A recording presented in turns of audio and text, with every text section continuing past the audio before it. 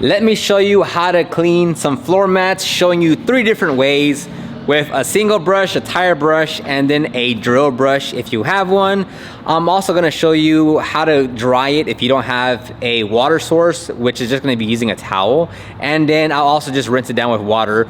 All of them are gonna give you just about the same results. Just keep in mind, depending on what floor mat you're working on, the condition that it's in, the material that it is, will have different outcomes.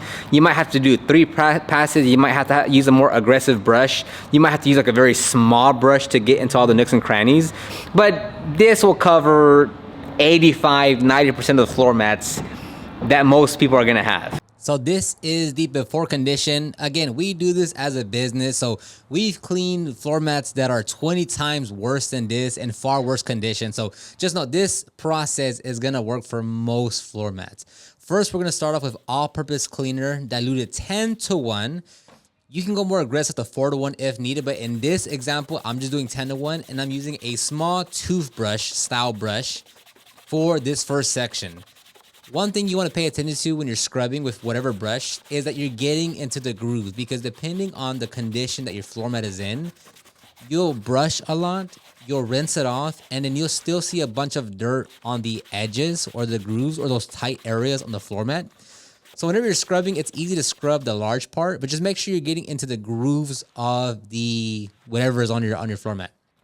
Now, in this example, I'm just gonna use a towel to dry off. If you have a garden hose, a pressure washer, fantastic. Just use that to rinse it off. But in this one, just assuming you don't have it, we're going with a towel. The next step up is still using the same all-purpose cleaner, the 10:1, except instead of a small brush, we're just using a tire brush. Like, so this brush here, technically you can also use it for like carpeting, but we specifically use it for the tires.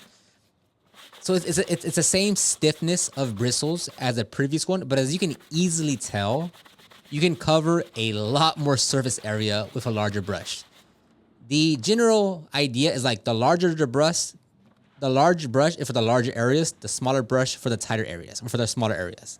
So here, depending on the brush that you use, you might have a bit more difficult time getting into the groove. So always just make sure, like that's really gonna be the part where you're gonna mess up the most, is missing spots in those tight areas. So lastly is we are gonna use a drill with a brush attachment. Now the brush that we're using here, it's a bit more aggressive. Now with this one too, using the drill will go faster because you can just cover a lot more real estate and it's spinning. The only issue is you can't really get as detailed because sometimes getting the bristles into those tight groove areas across the floor mat is a bit more difficult. So typically what we'll do is we'll use the drill on the entire floor mat, but then come back with the tire brush or the small brush to get into the grooves. So now I'm just gonna dry everything. I'm gonna use a blower just to confirm like the kind of result that we have. Typically, I wouldn't use a blower if you don't need to use a blower you can just use a towel and dry it. But I want to show you the exact results that we get. Now, is there one that cleaned better than the other? Not really. As long as you're being detailed and getting into the edges, as long as you have a good cleaner, they came out just about the same. It's gonna change depending on the condition of the mat, how bad it is. Or like if you have like those Volkswagen mats where like you have to literally like spread the mat apart to get into the edges. But for this specific floor mat, in this situation, regardless of which way you cleaned it, they all came out the same. So if you have a drill with attachment, you can use that. If you have some type of tire brush, you can use that. If you have just a small little toothbrush style brush like this, it'll also work. All these complete the exact same results. It is going to change just depending on the kind of mat, the material, and the condition that it's in. So now just to show you how to clean the entire floor mat, instead of using that small brush, because I'm gonna clean this top part, I'm gonna use a tire brush. And it's the same process. You're gonna spray the all-purpose cleaner and agitate. Now, if you are in direct sunlight, you will have to move faster or keep on spraying the cleaner or keep on rinsing it down just because you don't want it to dry on you before you actually want it to dry. So right now it's a little chilly outside. I'm in the shop, so I'm in a very controlled environment. If you're in direct sunlight or the floor mats are like hot, either cool them down by putting the shade, work in the shade, or just keep on rinsing them off. That way the product does not dry on you. That's what you don't want.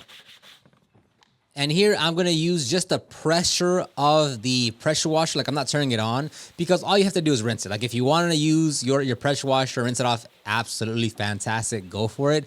But just any light stream of water is gonna take these off. What you can also do is pressure wash it beforehand if they're that dirty and if they're that caked on. But if not, as you can see here, I didn't vacuum, I didn't rinse it. I just sprayed APC and went directly to the agitation, just because this floor mat doesn't call for much work.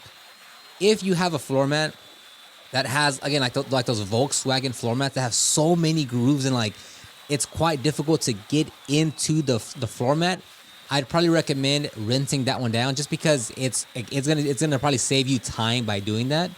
As I mentioned, we do a pass with the drill brush, and then I'm gonna come back with the tire brush just to specifically focus on getting into those grooves. So I'm not necessarily trying to like cover the entire surface area again.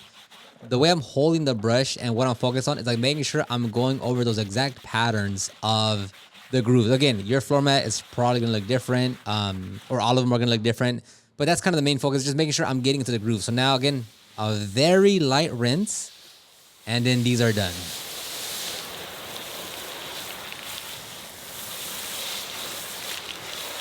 Now grab your towel and dry them off. One thing you want to do is, obviously, after you dry your floor mats, after a while, the towel will get pretty wet. So just change out the towel, because at that point, you're just going to be smearing around water since it's not absorbing anything anymore. And I'll show you right here in a bit. I'm going to use a blower because we have one. But if you don't have a blower, like the one like I do, but you have like a leaf blower of some sort, or if you want to purchase, because the one that we're using is the big boy blower, which is like $450. There's also blowers out there that are handhelds for like $50 or like $65. So it's not so much that don't think you have to use mine or the one that we use, but more so just use any kind of forced air to help dry the process if you actually want that. You can also just dry them by hand, set them off to the side in the sun, and they're gonna naturally dry if it's hot outside, like within a few minutes. And there you go, pretty straightforward, nothing crazy. They do make a floor mat rejuvenator. I think McKee's makes it. It is pretty good, and it does darken up the floor mat a little bit. It's just expensive. And to most people, it's probably not, like, you probably don't care about it, but there's a product for that. But just using an all-purpose cleaner and doing what we did is gonna be satisfying for most people. So I'll talk to you on the next one.